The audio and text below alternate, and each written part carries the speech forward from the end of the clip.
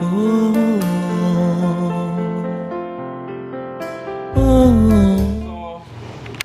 tonle e masodo toai e makasodo no ayo mina imende yo mina yin ko itonle bona du kwenu yi e ko itonle ma du kwenu yi kan yo ko bu ne le kede we ya yo ko bu e me de vo de do blood o tuwe me kliba mo me masodo me ma do afo yi kabi di gudu no do kabi nukutu tono e masodo nukun ayi mais ne les maçons sur coupe boulot de bloé voilà mais mi temps donc il délai il me dit yo mi hiroi donc tu mi kana wa fio mi ko mo se a mi ko se a pour do aller nous da bewe yin nous on boa et boy de soir il a CV le mi sou mi bo pe o do ko kai ko do kai yo me il do yon minabo dogan minabo mo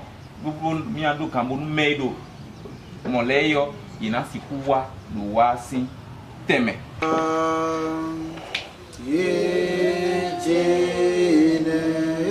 jene lu apidada jene nisu demi sokume dokume Inamya Bimamba Yata Apidada Eje TV le do ko wa fi di bo o leko edo petoro mi gome bina lewa zandi mini jone tumboa mais conseil le do ko do fi donc conseil mi do ko abotonu mi we voilà mi nana mi committant et là il ramène monsieur quoi pour nous ciler un conseil auprès du chef village de Ouéga. D'accord. Merci beaucoup. Mbotiyé mi elle pour amiti.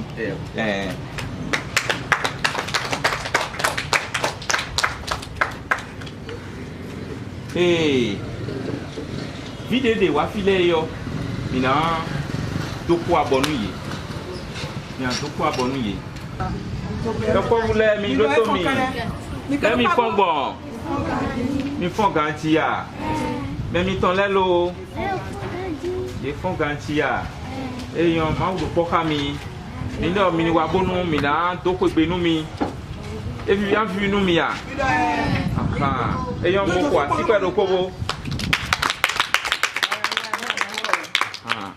eyon ina chenu mi ko yimel ko sin ko ozande yo nde mi do yo minanami des orphelins d'orphelins et de ma wayi tonu tochio vile. Et ici nous avons pour thème Dieu est le père des orphelins. Bon mi ado khota de lo fi bo eyin do Dieu a tant aimé il a aimé tout le monde d'abord.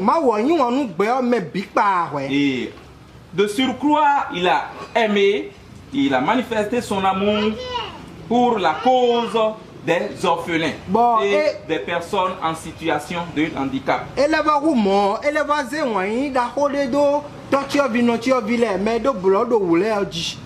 Dieu a déclaré qu'il est le Père. Donc Dieu les a tellement aimés. Ces personnes qui n'ont plus la force de faire quelque chose, Dieu les a tellement aimés. Et voilà pourquoi nous sommes là et nous les avons rassemblés ici ce matin. Puisque Dieu les a aimés, Dieu ne pouvant pas descendre et agir, il a suscité nous qui sommes ses enfants pour pouvoir jouer ce rôle de père et de mère envers ses enfants. Et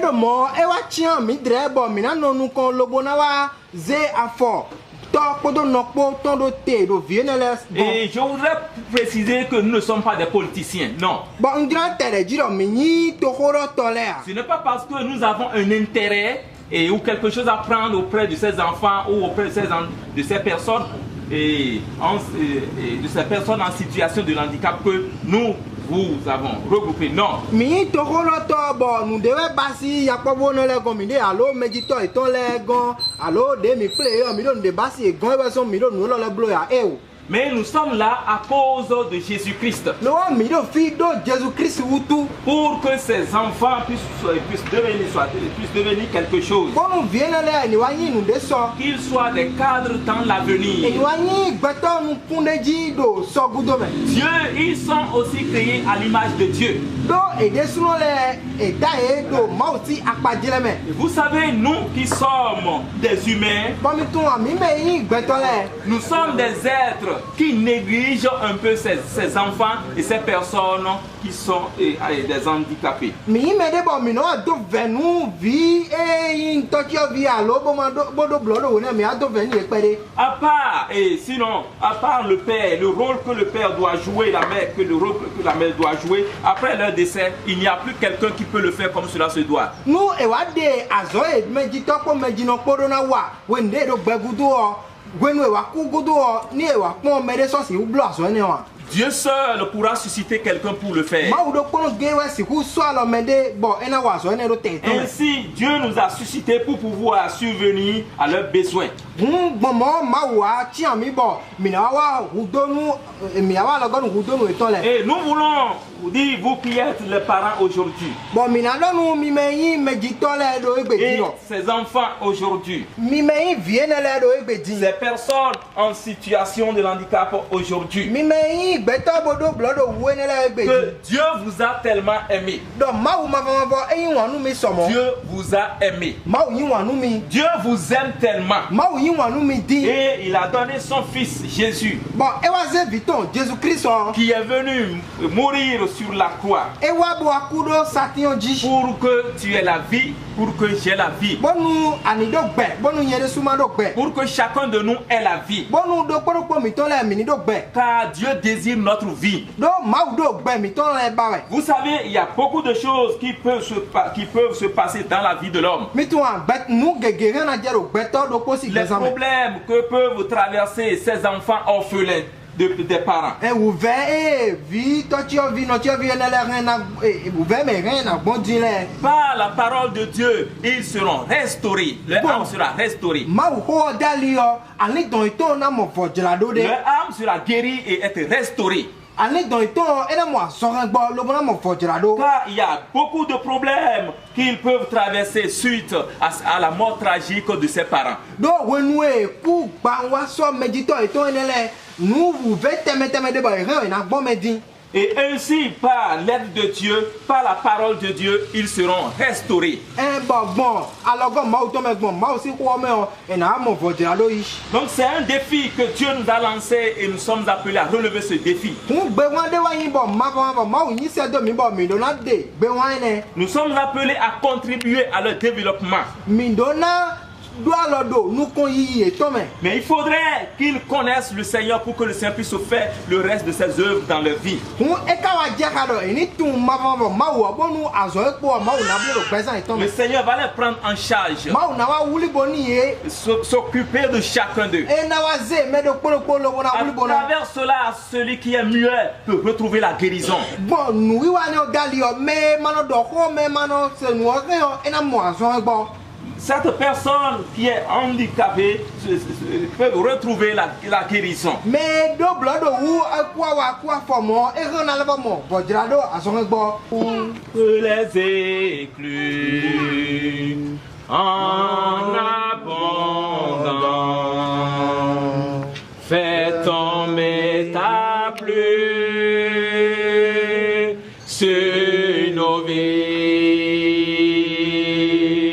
Ouvre les éclus en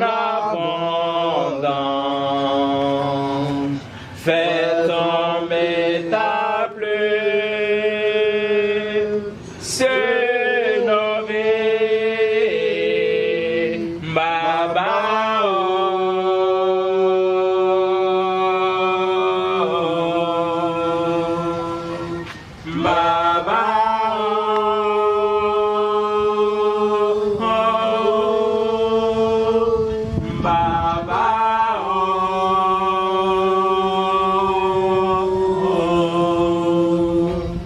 Baba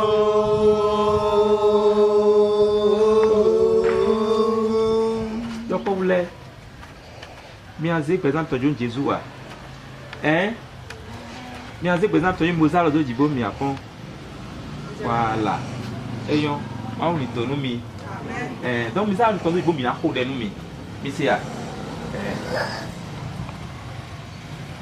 donc no ko de mi su mi ado mi se a le Jésus signe comme le Jésus Christ Nazareth ton signe comme a krunon do penwe we were klobo dagba we were dagbe zanche bon wa do fi egbe ndo penwe ndo hun mi do kaji ma se mi se ya ndo penwe a krunon when ko hudo ile so bi so kemi Sobi so kemi. Le Jésus Christ signe comme. Ouais, mais qui touche les kohudoé. Sobi so keye. Sobi so keye. Le Jésus signe comme. Akluno. Oui ouais, mais on connaît gato. Nzek betiwa nous kontoé. Bo bio yeme. Do kuwa bo kudo kwa cheutu. Bo pachero yeme. Pour les gâteaux ni yimi do. Ate ipatu ni yimi do. No pule we. Do Jésus Christ signe comme. Akluno. Bi aze unto boya yi. Bo nyina mo fe. Akluno bonami peo. Do Jésus signe comme. Do Jésus signe comme. Nous aïvons pour nous voir les picots. Donc, vous voyez, nous avons mis. Vous voyez, nous avons mis. Nous sommes bêtis à nous contrôler. Merci, dit. Tata soy. Bois rien à l'autre. Nous m'en disons les pauvres pour. Nous ayons zone yémé. Akruno. De demisime. De demisi en zoleme. De demisi en zoleme. Bondo mai nu jonwe. Mai beto do kanjinwe. Akruno do penwe. Gigonwe. Susunwe. Nkode. Do Jésus Christ Nazareth ton signe commun. Amen. Dieu mi non pri ma ko de nu mi. Misia. Mi mi on ku mi non ku de nu mi. Akoso le to mi to penwe. To ki go no mi to penwe. Plen gan to mi to penwe. Bien non plen ali to le gan. Ado so idagbe nu mi. Amo ke to no asu ali yo. Bolondo mi je mi kuna mo so yo. Gan fo lo me je so sa lo. To ki go no. So ide a bi ko gbe do bi re ti le. To ki go no mi ke bi ke play lo ko tu mi. Moi que tant qu'on sort pas encore besoin et temps pour il n'a voir avec mon dos ou il est pour un de nos pères l'homme fio à pour nos bersi tian mi mlaza et temps de nous cortuer mi mlaza et temps de nous cortuer mais on est mi beka yeti yo il donna nous d'apir nani nous john de nous cortuer il n'a nous bona gloire dessous il n'a ndo akwa bona gloire dessous ali temps et temps bien mon plein gars pour dessous na moi akwa bona rien l'homme il n'a mu il nous kombona moi so bona wa mais il n'a zoya kuna plan zora chetu me ina plan zora ku ron tu me bo so so na zeki go onwe to so ali to anu kontu e tu kana ali to le tu kana ali to le mais si ali ko so da zevadie akuna wenka mon koto mais ko do ko so na inde pede de to ma so do beya no to ma so do beya e ko so na inde pede akuna tu to men la bi ke bi pleno no koto me minga bi ke pleno no koto me que pelo no quarto me comme il sait levar no quarto it tu ado mini wanu ye ai wanu ye ta bon moi quand les c'est mais tout vamos ser a metendo tuba se a casa do como quand veniamo mi lori se le do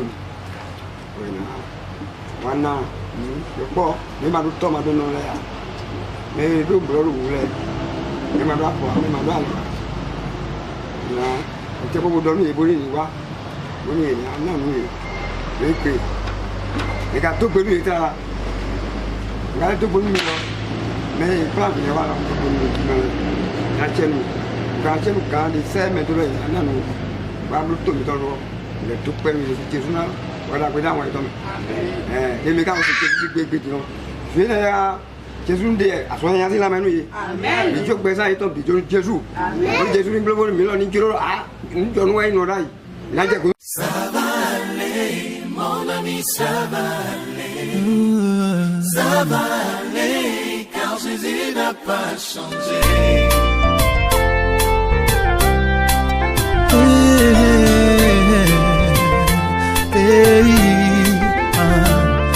Aujourd'hui et avant, dans ta vie, c'est plus pareil. Autrefois, maintenant, dans ta vie, c'est plus pareil. Toi qui étais le carrefour, le bonheur, l'ami de tous. Toi qui étais le carrefour, le bonheur, l'ami de tous. Aujourd'hui, tu es tombé, personne pour te regarder. Salue-moi. Même si les gens disent que tu es malade, salue-moi. Même si les gens disent que tu es fauché, salue-moi. Même si les gens disent que tout va mal, salue-moi. Même si les gens disent que tu es malade, ça va aller, mon ami, ça va aller. Yuka. Ça va aller, car Jésus n'a pas changé. Ça va aller, mon ami, ça va aller. Ça va aller, car Jésus n'a pas changé. Non, non, non, non, non, il n'a pas changé pour toi.